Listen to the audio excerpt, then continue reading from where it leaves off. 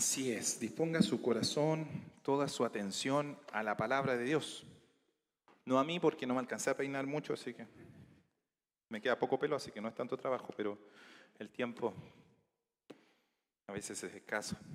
Qué bueno es estar aquí en medio de su pueblo y qué bueno es poder prestar atención a la palabra del Señor. La prédica del día de hoy lleva un título que nos llama a prender las alarmas, a poner atención desde el principio. Se llama El verdadero desastre que lleva al desastre, o la razón del verdadero desastre, la verdadera razón del desastre. Vamos a leer Mateo capítulo 24, versículo del 1 al 3. Y yo le pido que lo busque rápidamente.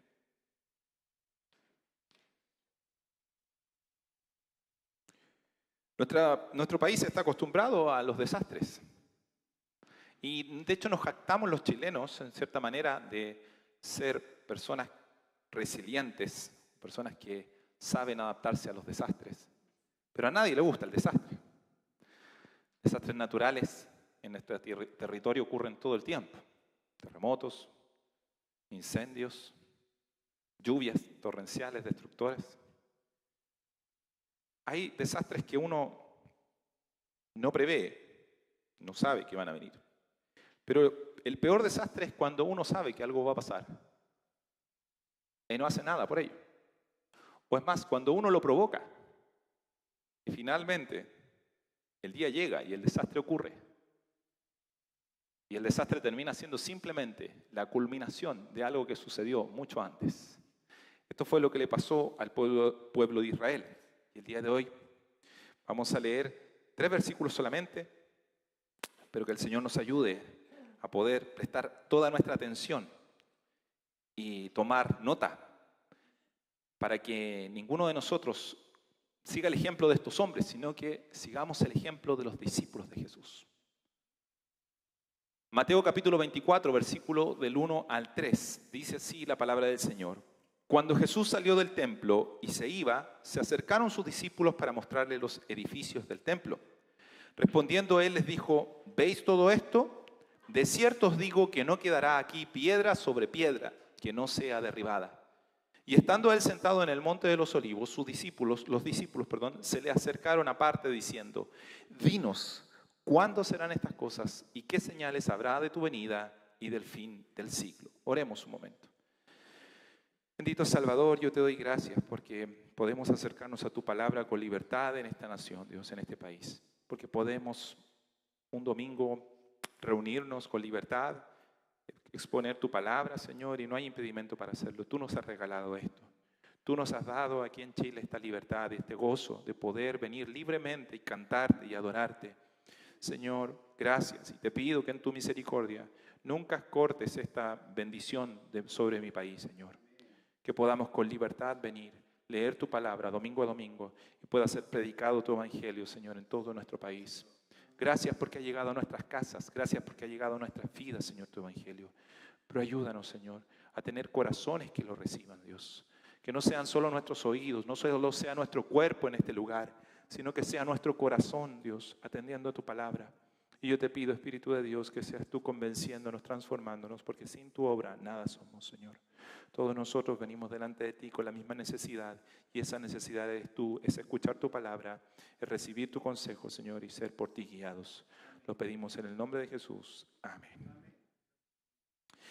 En el año 70 después de Cristo, Jerusalén fue tomada por Tito, hijo del emperador Vespasiano, el romano, y este mismo templo de Jerusalén, donde Jesús había sanado ciegos, donde había sanado cojos, lo hemos visto los domingos anteriores, donde la multitud aclamaba y decía Hosana, Hosana al rey que viene, ¿cierto? Y que Jesús comenzó a enseñar en este mismo lugar donde Jesús hizo milagros, donde Jesús expuso la palabra de Dios y denunció también a los fariseos. Ese mismo edificio fue quemado y totalmente destruido por las tropas romanas, borrando toda la gloria que tenía ese lugar y matando a cerca de 1 millón de judíos.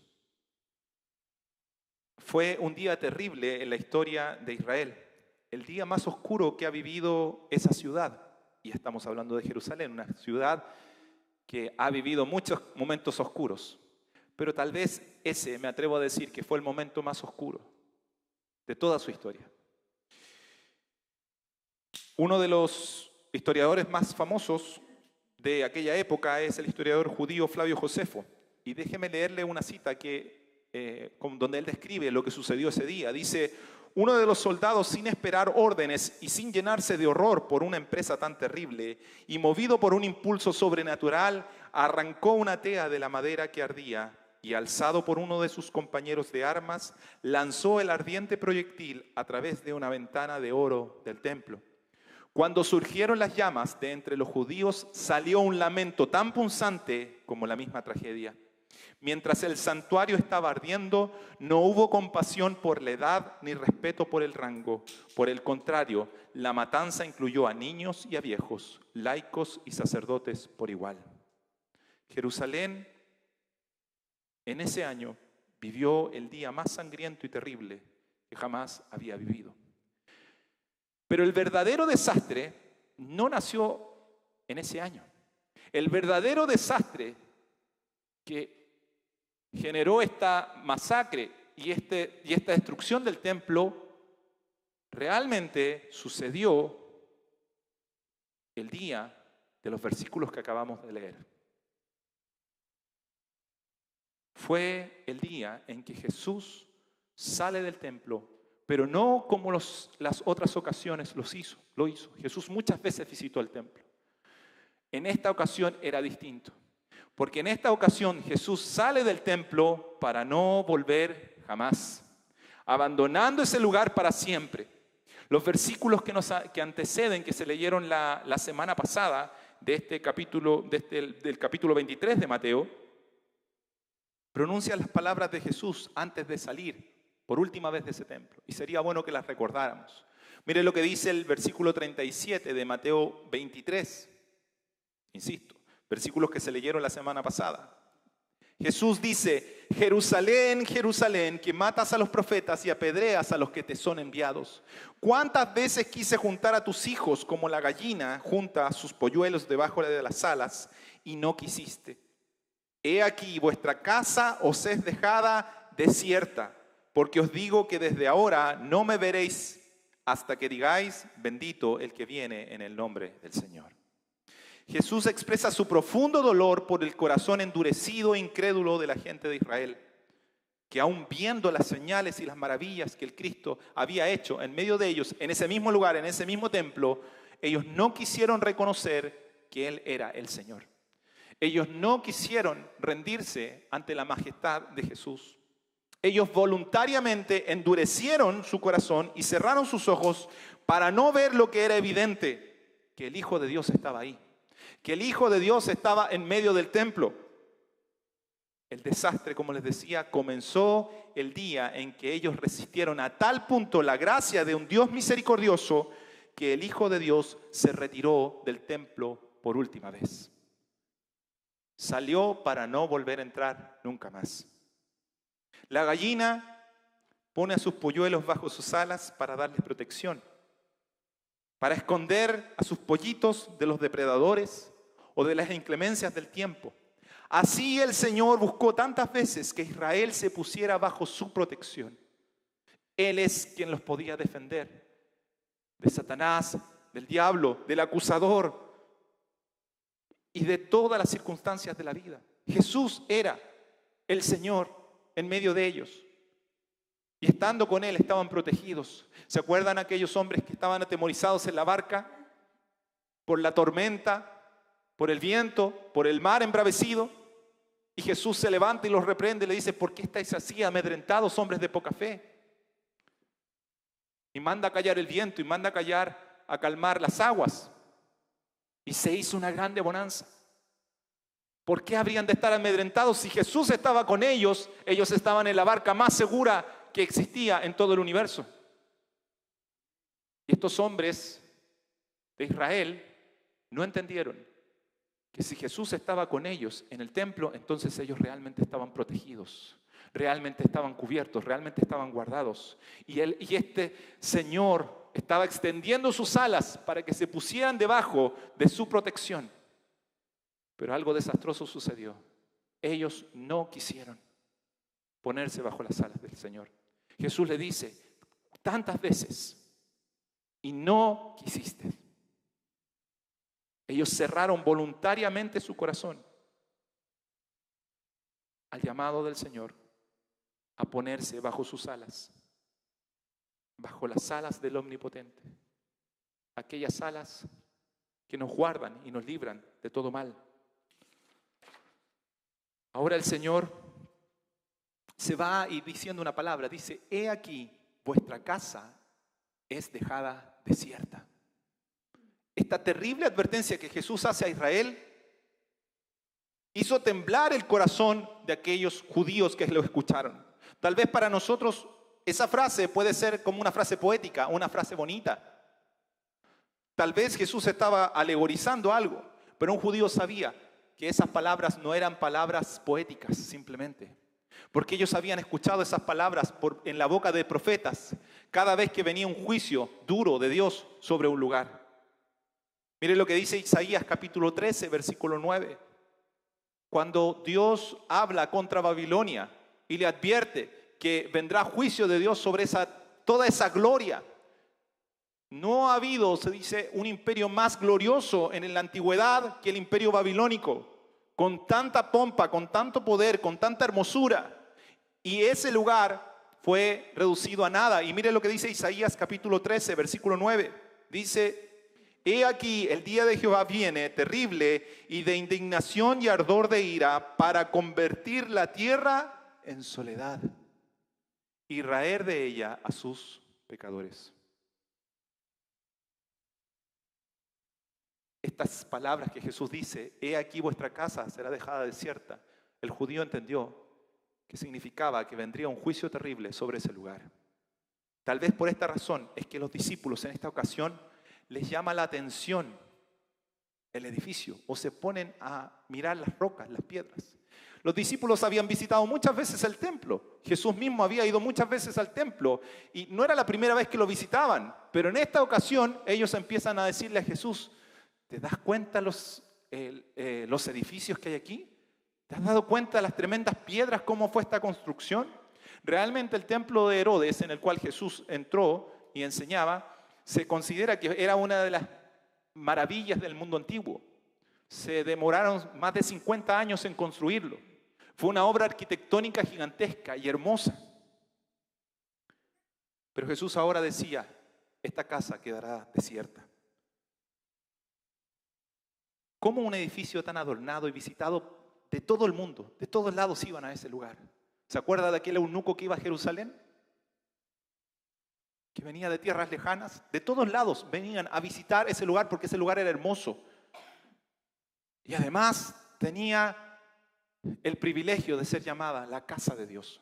No solamente físicamente era hermoso, sino que se creía que ahí estaba Dios y ahí oía la voz de los que clamaban a Dios. Ahí se escuchaba el clamor, se respondía a la oración.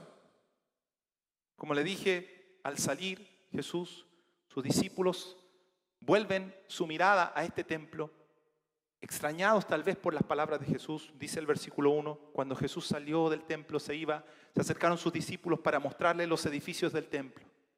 El Evangelio de Marcos lo dice así. Marcos 13:1 dice: saliendo Jesús del templo le dijo uno de sus discípulos: Maestro, mira qué piedras y qué edificios. No podemos asegurarlo con total certeza, pero es natural pensar que los discípulos estaban tan impactados por las palabras que Jesús acaba de pronunciar: he aquí vuestra casa será dejada desierta, que ellos miraban el edificio y decían: ¿cómo va a quedar desierto este lugar tan hermoso? Mira esas piedras, mira esos edificios, son gigantes. No hay un edificio como este, no hay otra estructura como este. ¿Cómo va a quedar desierta? ¿Será que Jesús estará alegorizando? ¿Será que Jesús está queriendo dar otro mensaje? Sin embargo, Jesús rápidamente borra todas esas dudas. Versículo 2 dice: y respondiendo él les dijo: ¿veis esto? ¿Veis todo esto? Fíjense, mírenlo bien. De cierto os digo que no quedará aquí piedra sobre piedra que no sea derribada. ¿Les parece maravilloso este templo? ¿Les parece imponente las piedras, los edificios de este lugar? Esto no es una metáfora, les está diciendo Jesús. Esto no es algo alegórico. En este lugar no quedará piedra sobre piedra. Y así fue. En el año 70, como ya lo mencioné, los romanos entraron y no quedó piedra sobre piedra. Sin fallar ni un punto ni una tilde de las palabras de Jesús, la destrucción del templo fue total.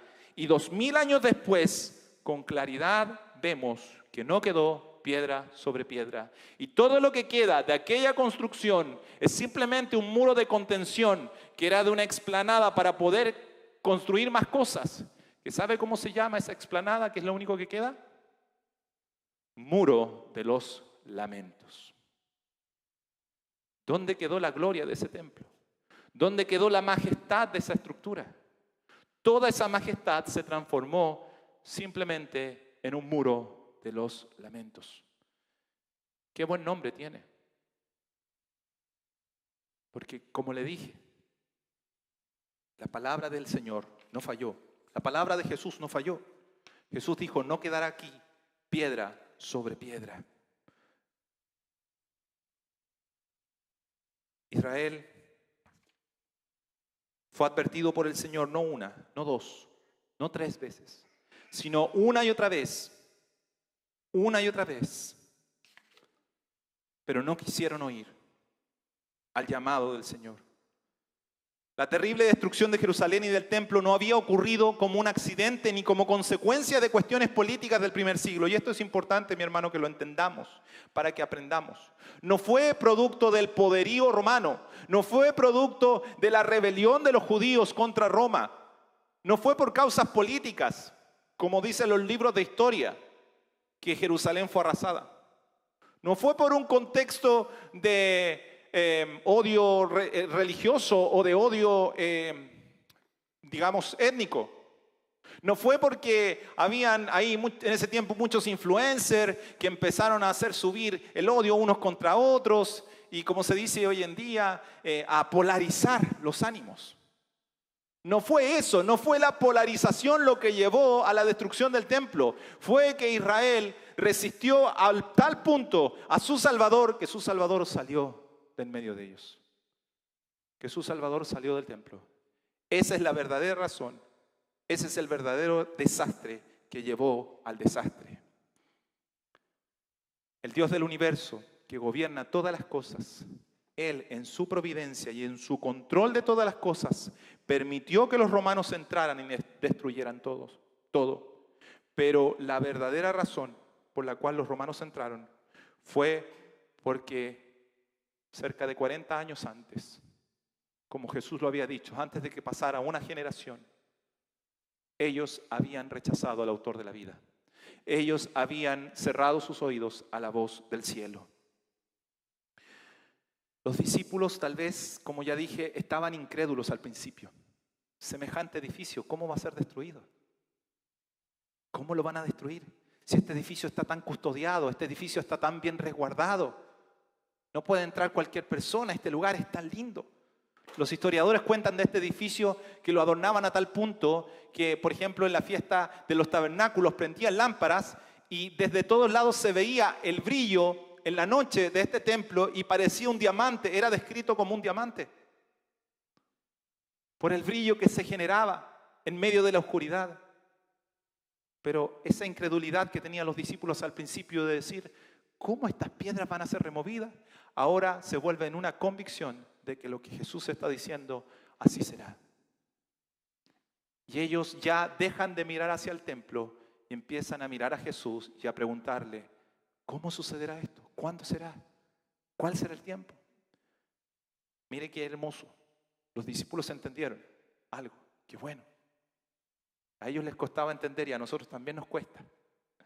Pero ellos entendieron que no tenían que poner su mirada en las cosas visibles, en las cosas que eran medibles, palpables, como esas rocas, que esas no eran seguras, que lo único seguro era lo que salía de la boca de Jesús. Entonces los discípulos se vuelven al Señor y le preguntan. Versículo 3 dice, y estando él sentado en el monte de los olivos, los discípulos se le acercaron aparte diciendo, dinos, ¿cuándo serán estas cosas? ¿Y qué señales habrá de tu venida y del fin del siglo? El monte de los olivos quedaba frente al templo, queda a lo que era la explanada del templo. Era el mirador ideal para contemplar la gloria de ese edificio. Pero los discípulos ahora saben, como ya dije, que lo único en lo cual podían confiar era en las palabras de su maestro. Y comienzan a preguntarle. Ellos quieren saber, ¿qué vendrá? Si eso que está frente a sus ojos, que es tan glorioso, no es seguro, no es firme, va a desaparecer. ¿Qué es lo seguro? ¿Qué es lo firme? ¿Qué es lo que va a suceder? Y luego entonces Jesús va a declarar lo que es conocido como el discurso escatológico de Jesús. Y los próximos domingos vamos a estar analizando. Yo sé que a todos nos gusta y a todos nos llama la atención y queremos saber qué va a pasar en el futuro. ¿Qué va a ser? ¿Cuándo serán estas señales? Yo creo que todos nos sentimos identificados con los apóstoles cuando quieren preguntarle al Señor y quieren saber lo que vendrá. De hecho, hay analistas políticos que se dedican solamente a tratar de analizar las señales, lo que viene, para poder tratar de anticipar lo que va a suceder. Todos nosotros quisiéramos saber dónde terminará nuestra vida, hacia dónde vamos, qué es lo seguro en lo cual yo me puedo afirmar. Lo único seguro, el único lugar donde podemos encontrar seguridad para el futuro es en las palabras de Jesús. Es en sus palabras. Los discípulos entendieron y dejaron de mirar aquel hermoso edificio que deslumbraba sus ojos para seguir a Cristo, para seguir a aquel que es la verdadera habitación de Dios. Mientras los religiosos quedaron atrás, quedaron adornando ese templo en el cual Dios ya no estaba, los discípulos salieron de esa religión muerta, vieja, vetusta, y siguieron al Señor, siguieron a aquel que es el verdadero templo, el verdadero lugar donde habita la presencia de Dios, Jesucristo, nuestro Salvador. Pero quisiera simplemente poder tomar estos versículos y esto que acabamos de decir y aplicarlo en nuestra vida. Porque el verdadero desastre que lleva al desastre es alejar la presencia de Dios de nuestras vidas. Y es tan importante que todos nosotros lo entendamos, porque todas estas cosas fueron puestas por advertencia, para que nosotros no caminemos en el mismo camino. Mire, el apóstol Pablo advierte a la iglesia en 1 Corintios, capítulo 10, y le dice que todas estas cosas que sucedieron al pueblo de Israel son advertencia para nosotros, su iglesia. Porque no quiero, hermanos, que ignoréis que nuestros padres todos estuvieron bajo la nube y todos pasaron el mar. Y todos en Moisés fueron bautizados en la nube y en el mar. Y todos comieron el mismo alimento espiritual. Y todos bebieron la misma bebida espiritual. Porque bebían de la roca espiritual que los seguía y la roca era Cristo. Pero de los más de ellos no se agradó Dios, por lo cual quedaron postrados en el desierto. Mas estas cosas sucedieron como ejemplo para nosotros, para que no codiciemos cosas malas como ellos codiciaron. Estas cosas están puestas por ejemplo. El Señor ha preservado su palabra como ejemplo para que usted y yo no tropecemos como ellos tropezaron. Porque el desastre verdadero en la vida de todo ser humano comienza cuando endurece su corazón a la palabra de Dios, desprecia el mensaje del cielo y comienza a caminar lejos de la presencia de su Dios. Como ya dije, la terrible destrucción del año 70 no fue más que la manifestación de algo que sucedió mucho antes. Y así como el Señor tuvo paciencia con Israel y aún una y otra vez los llamó al arrepentimiento, les habló que dejara las cosas terrenales para seguir las celestiales, así también Cristo tiene paciencia y es misericordioso con nosotros. Y nos llama domingo a domingo al arrepentimiento, a estar a cuentas con Él. Él nos dice que si nuestros pecados fueran negros como el carbón, vendrán a ser como blanca lana. Estemos a cuenta, dice el Señor. Y Él nos llama domingo a domingo y su Espíritu nos ha estado advirtiendo, nos ha estado diciendo que Él no quiere una religiosidad hipócrita, sino que quiere nuestros corazones rendidos a Él. Él es el que nos llama a estar a cuentas con Él por medio de la exposición de su palabra y de su Espíritu. Él nos dice, pónganse bajo mis alas, pónganse bajo mi protección. Segunda de Corintios 5:20 dice, así que somos embajadores en nombre de Cristo, como si Dios rogase por medio de nosotros. Os rogamos en nombre de Cristo, reconciliaos.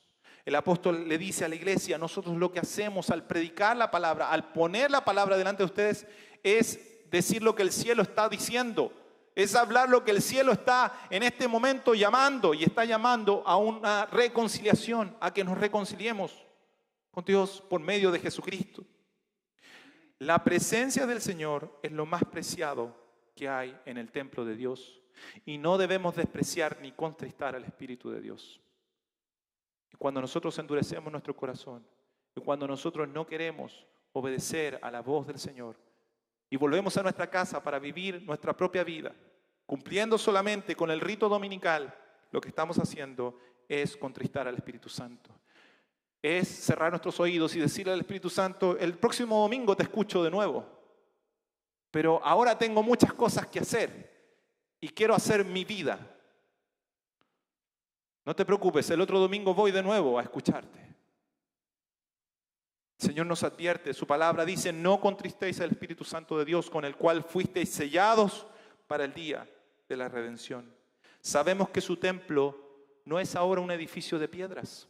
Sabemos que Él no habita ahora en una tierra, en un lugar físico, sino que Él ha querido hacer su habitación en medio de su pueblo, en medio de su iglesia. Ahora Él habita aquí con nosotros. El Espíritu de Dios mora en nosotros. Y eso nos debe hacer temer delante de Él. Pero no el domingo solamente, sino todos los días, sabiendo que somos templo del Espíritu Santo. Primera de Corintios 3:16 dice, ¿no sabéis que sois templo de Dios y que el Espíritu de Dios mora en vosotros? ¿No lo saben acaso? Entonces, con temor y temblor debemos vivir cada día, no contristando al Espíritu de Dios que nos llama con tanto amor y tanta misericordia, que nos llama una y otra vez y nos dice, ponte bajo mi protección, no vivas más lejos de mí, porque solo eso te ha traído desastre, solo te trae dolor, solo te ha traído aflicción, solo te ha traído destrucción. No deje que su vida se transforme en un muro de los lamentos por despreciar la palabra de Cristo. Si es necesario dejar la vieja religión, las apariencias, las cosas por seguir a Cristo, hágalo, siga al Señor. Hay gente que no sale de la iglesia católica o no sale de la vieja religiosidad, aunque saben que están equivocados, pero no sabe porque el edificio, porque la estructura, o no quieren venir aquí porque nosotros no somos de una denominación especial. Pero uno va a esos otros templos y están muertos. Tienen imágenes que no hablan, que no escuchan, que no responden a la oración. Pero aquí el Señor está con nosotros y nosotros hemos clamado y por su gracia Él nos ha respondido y su presencia está con nosotros. Y no porque nosotros seamos mejores, sino porque su palabra está en medio nuestro. Entonces, prestemos atención, no despreciemos la palabra de Cristo y nuestra vida no será transformada en un muro de los lamentos. El desastre en muchas familias, en muchas vidas, no comenzó el día que se descubrió la infidelidad matrimonial, o el día que un hijo cayó a la cárcel, o el día en que ocurrieron cosas malas que salieron a la luz. No ocurrió ese día. Eso fue solamente la consecuencia. Pero el desastre comenzó cuando nosotros dijimos, voy a vivir a mi manera, voy a cerrar los oídos a la voz del Señor. Sin embargo, el cristiano asegura su futuro en la palabra de Cristo, se vuelve a Él. El verdadero discípulo ha dejado de mirar a este mundo como algo que afirme sus pasos, está poniendo su mirada en Cristo. Tal vez nosotros no entendemos todo, mi hermano. No sabemos todo del futuro, pero sí sabemos a quién preguntarte. Si sabemos a dónde ir, si sabemos quién puede responder a nuestra ansiedad sobre lo que vendrá. Y ese es nuestro Señor, esa es su palabra, es a nuestro Maestro, al que nosotros vamos y a pedirle dirección hacia dónde caminar, hacia dónde ir. Todos quisiéramos saber cómo vamos a estar de aquí a 10 años más, a 20 años más, si vamos a estar o no estar, si van a entrar o no van a entrar. Vamos que se puede. Todos quisiéramos saber el futuro. El futuro es incierto, pero lo único seguro que si el Señor va con nosotros, entonces permaneceremos firmes hasta el final. Porque todas las cosas, por muy grandes y muy firmes que se vean, podrán ser removidas, podrán ser quitadas, pero la palabra del Señor permanece para siempre. ¿En qué está firmada su vida? ¿En qué está firmando usted su vida? No, que ahora encontré una pega súper buena, así que de ahora en adelante me va a ir bien en el futuro. Me aseguraron un sueldazo. Ya conversé las cosas con mi esposa y ahora sí que las cosas van a andar bien. Ya a mi hijo lo reté, así que anda derechito, así que ahora van a andar bien las cosas. ¿Dónde está segura su vida? Que su vida esté segura en la presencia de Dios, porque es el único lugar seguro. Lo único en lo que podemos confiar no es en lo que ven nuestros ojos hoy, sino en la palabra de Cristo. Venga a Él a recibir de Él la dirección para su vida, para caminar hacia un futuro en las manos de Dios, aun cuando el mundo de alrededor sea un mundo lleno de incertidumbre y angustia. Vengamos y alegrémonos en saber que su presencia no se ha ido de nosotros, que su presencia está con nosotros.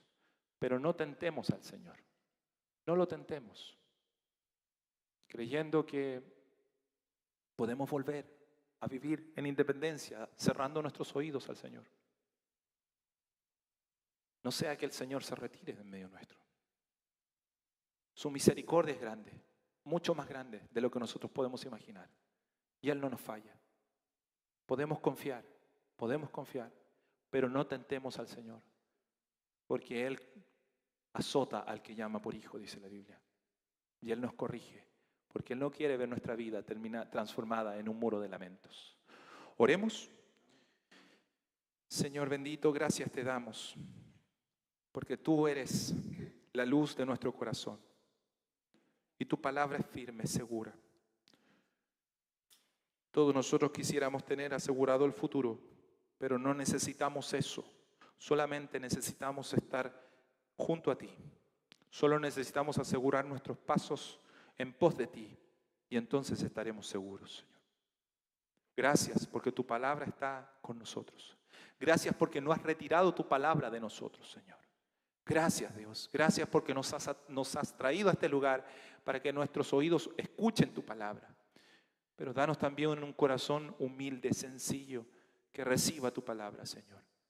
No queremos ser como aquellos que endureciendo su corazón, cerraron sus oídos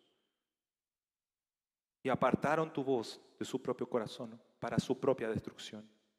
Señor, ayúdanos.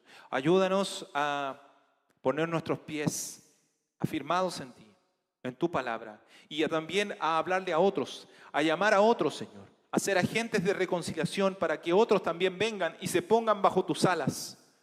Porque tu anhelo y tu deseo es esto, que muchos vengan, que muchos se pongan bajo tus alas y tu protección. Gracias, Señor. Gracias, Dios mío. Gracias, porque tus alas están extendidas sobre este lugar. Gracias, Señor, porque tú has extendido tu misericordia sobre este lugar. Y el hecho de que estemos aquí no es obra humana, sino que es la obra de tu Espíritu en medio nuestro. Ha sido tu Espíritu Santo que nos ha traído hasta este lugar y que nos hace hoy oír tu palabra. Ayúdanos, Señor, a atesorarla en nuestro corazón. Y a cada día, Señor, no solo los domingos, sino que cada día de nuestra vida vivir conforme a tu voluntad, alabándote, adorándote, porque tú eres nuestro Dios. Gracias, Señor, por ser nuestro sustento y nuestra ayuda. Bendito sea tu nombre, Jesús. Amén. Amén. Quiero invitarle a que se ponga de pie.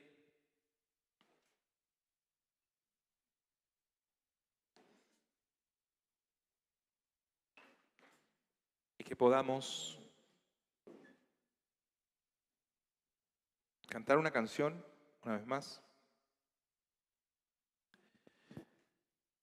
reconociendo que por la palabra de Dios fueron hechos los cielos y la tierra, y que por su palabra nosotros también vivimos. Llene su corazón de la palabra de Dios y habrá paz en las tormentas. Llene su vida de la palabra de Dios y la voz de Dios mandará a callar el viento y a quitar el mar. Llene su corazón con la palabra de Dios, porque el viento y el mar le obedecen a Él.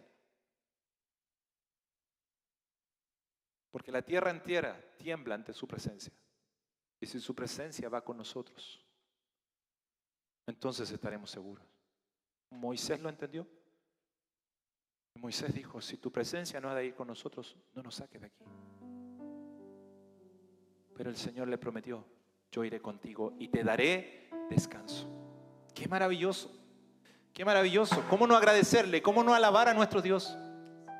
Si Él nos da esa promesa tan grande, por medio de Jesucristo, por medio de Jesús, Él le da esa promesa. Mi presencia irá contigo y te daré descanso. ¿Hay algo más preciado en esta vida que el descanso de nuestra alma? Eso no lo da el dinero, eso no lo da la fama, no lo da el mundo. El verdadero descanso está en la dulce presencia de nuestro Dios. Y si el Señor le escogió como un templo, entonces consagre su vida a Él. Conságrese como un templo de la presencia de Dios, para que Él habite en usted y usted andará seguro y no temerá el futuro, no temerá lo que vendrá, porque el Señor estará contigo, el Señor estará con usted y le dará descanso. Cuán bueno es nuestro Dios, cuán bueno es nuestro Señor. Dele gracias, cierre sus ojos un momento y dele gracias a Él. Crea en su palabra, crea en lo que Él ha prometido. Él ha prometido que los que creen en el nombre de Jesús no serán decepcionados, no serán defraudados, que por medio de Jesucristo tenemos entrada a la presencia de Dios. Podemos entrar en su presencia por medio del sacrificio de Jesús. Dele gracias a su Salvador. Démosle gracias a nuestro Redentor.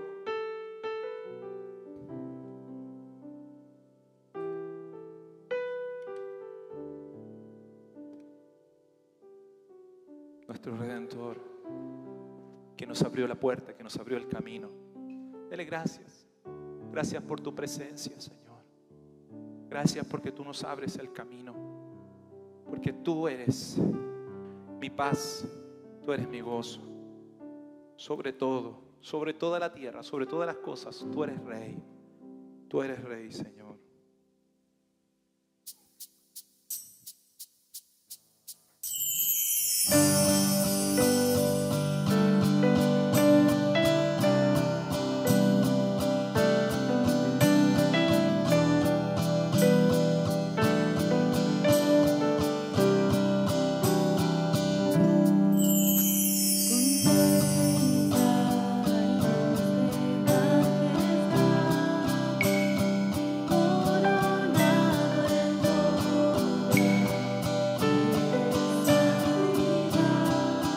Nuestros ojos en Él, ponga sus ojos en Él.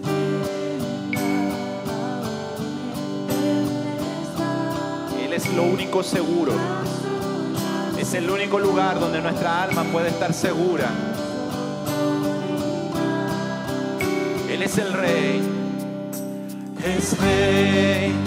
Si ruge el mar es fiel, en la tormenta exaltado, sobre todo es Rey. Contempla más fuerte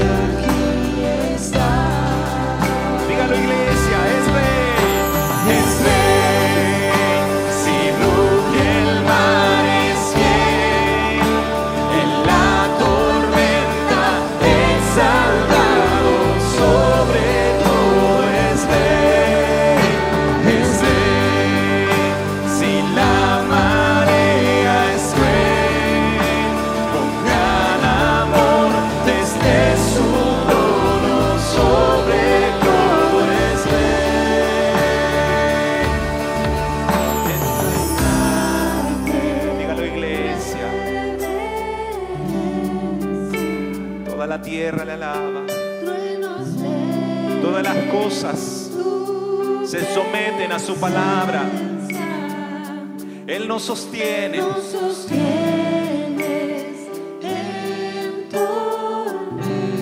Así es. Él es lo único seguro. Dígalo una vez más. Viento y mar. Viento y mar te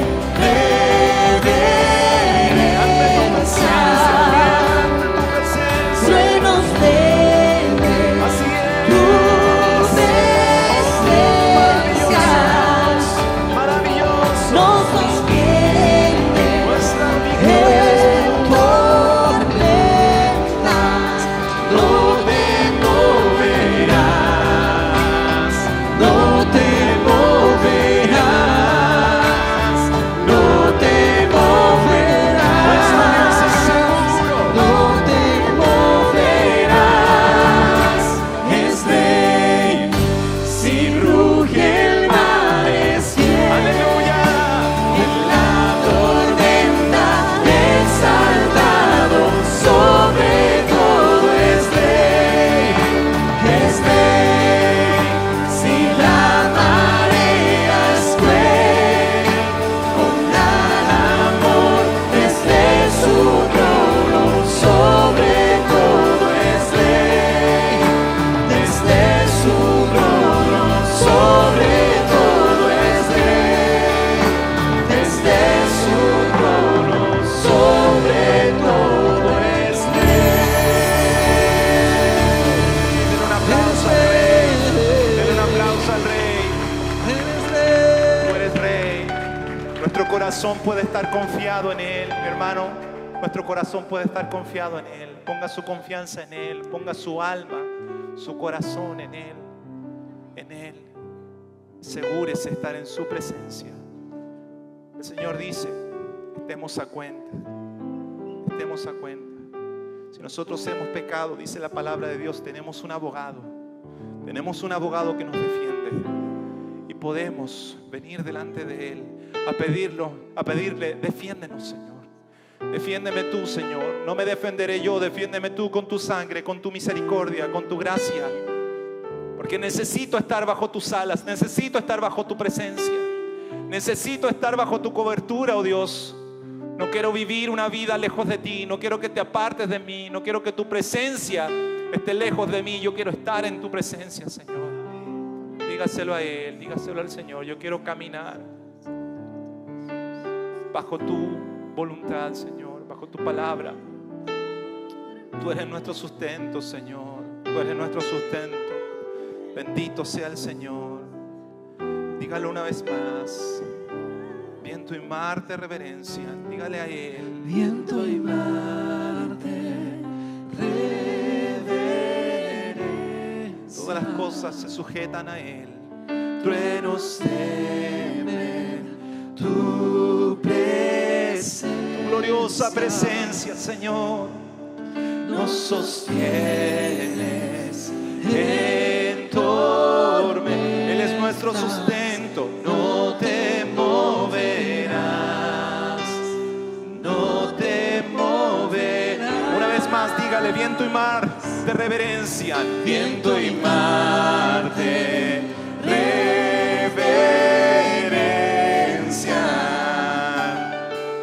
Truenos temen tu presencia. Nos sostienes. Él nos sostiene. Él es nuestra fuerza. Él es nuestra fuerza y nuestra victoria.